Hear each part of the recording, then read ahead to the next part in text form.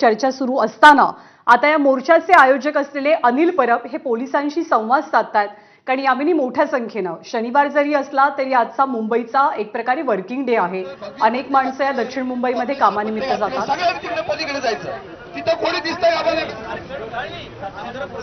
सिनेमाच्या चौकात कुणीही उभं राहू नका, हात जोडून विनंती आहे। कुणी तिथे थांबायचं नाही, तिथं कुणीही थांबू नका। सर्व महिला पुरुषांना विनंती आहे, आपला मोर्चा फॅशन स्ट्रीटवर नाही। तर या क्षणाची एक मोठी बातमी आपण बघतोय। हॉटेलमध्ये जाऊन उद्धव ठाकरे हे राज ठाकरे यांना भेटणार आहेत आणि या भेटीच्या नंतर दोघेही भाऊ एकत्र या सत्याच्या मोर्चामध्ये सहभागी होण्यासाठी रवाना होतील। राज ठाकरे हे सध्या वेस्टर्न हॉटेलमध्ये विश्रांतीसाठी थांबलेले आहेत आणि त्यामुळे हे दोन्ही भाऊ एकत्र येतील। एकत्र या दोघांची भेट होणार आहे। याच हॉटेलमध्ये उद्धव ठाकरे जाणार आहेत राज ठाकरे यांना भेटण्यासाठी आणि यानंतर हे दोघे जण एकत्र या मोर्चामध्ये सहभागी होणार आहेत। मोर्चा जरी महाविकास आघाडीचा असला तरी चर्चा मात्र ठाकरे बंधूंच्या पुन्हा एक येण्याची किंवा त्यांच्या एकीची होते आहे। कारण आपण जर का मुंबईभर एक नजर टाकली तर सगळ्यात जास्त प्रमोशन या मोर्चाचं कोणी केलं असेल तर ते मनसेनं केलेलं आहे आणि ठाकरेंच्या शिवसेनेनं केलेलं आहे। आता जिथे राज ठाकरे आहेत तिथे उद्धव ठाकरे जातील आणि दोघे ठाकरे बंधू एकत्रित मोर्चात सहभागी होतील। अगदी तर याच विषयीचे अधिकचे अपडेट्स घेऊयात। वेदांत देब आमचे प्रतिनिधी आपल्याला माहिती देतील।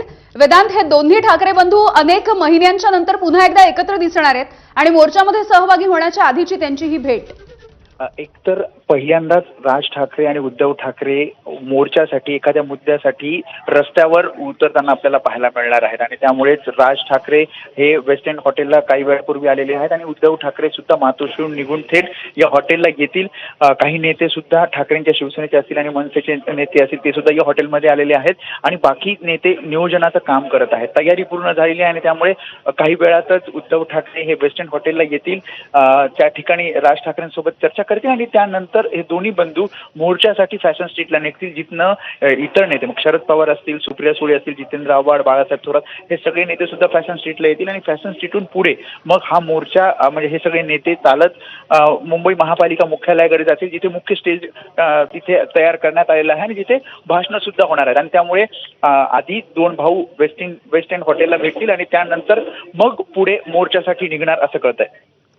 अविदन, त्याचबरोबर आतापर्यंत दोघे जण कौटुंबिक पातळीवर किंवा कौटुंबिक मुद्द्यावरती खूपदा एकत्र आले, पण पहिला मोठा राजकीय मुद्दा आहे की जेव्हा दोघे भाऊ एकत्र दिसतील, एकत्रित मोर्चा काढतील, सरकार विरोधात आवाज उठवतील, तर याचं महत्त्व निवडणुकांच्या दृष्टिकोनातून कसं अधोरेखित केलं जात आहे? आपल्याला आठवत असेल ज्ञानदा, मराठीच्या मुद्द्यावर हे दोन भाऊ एकत्र आले होते आणि त्यानंतर आता दुसरा मुद्दा त्यांनी घेतलेला आहे मतदार यादीतील घोटाळा आणि त्यामुळे हा दुसरा मुद्दा घेत रस्त्यावर म्हणजे याआधी सुद्धा मराठीच्या मुद्द्यावर मोर्चा काढणार होते, मात्र आपल्याला आठवतं शासन निर्णय मागे घेण्यात आला आणि मग त्यांनी मेळावा घेतला।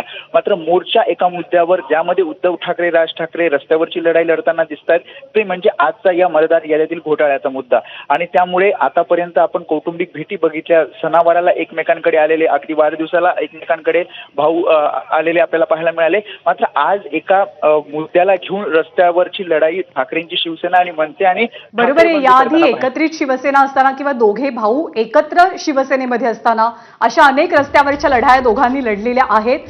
त्याच्याच आठवणी आज जागृत होतील अनेकांच्या मनात या मोर्चाच्या माध्यमातून यामिनी। अगदी तर या क्षणाची आणखी एक मोठी अपडेट आपण बघूयात।